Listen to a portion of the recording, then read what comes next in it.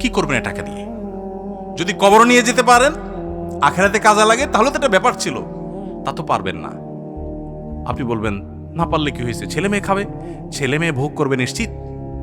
বহু মানুষ সম্পদ রেখে চলে গেছে, তার ছেলেমেয়েরা ভোগ করতে পারে নাই, হাতে বুতে অন্য মানুষ খেয়ে ফেলছে, আছে না নাই?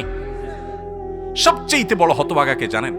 আল্লাহর জমিনে সবচেয়ে বড় দুর্ভাগা, সবচেয়ে বড় বেয়াকুব এবং নির্বোধ মানুষ হলো সে, যে যাদের জন্য চুরি করবে তারাও সে দায় নিবে না। কিয়ামতের দিন ছেলে আয়সা বলবে না, আব্বা চুরিদারি ডাকাতি 2 নম্বরই যা করছেন, ঘুষ সুদ যা খাইছেন আমাদের জন্যই তো খাইছেন, আল্লাহ আমার আব্বারা জাহান্নামে দিয়ে না, আমাদের নিয়ে যান।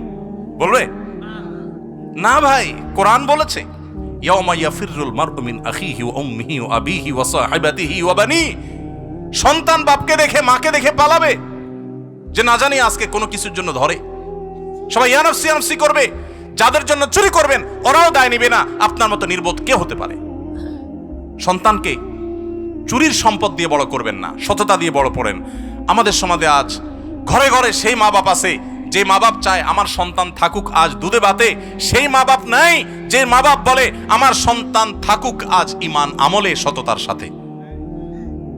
সেই মা বাপ নাই। মা বাপ নকল কিনে এনে দেয়, বাবা 2 নম্বরে করে পরীক্ষা দেয়।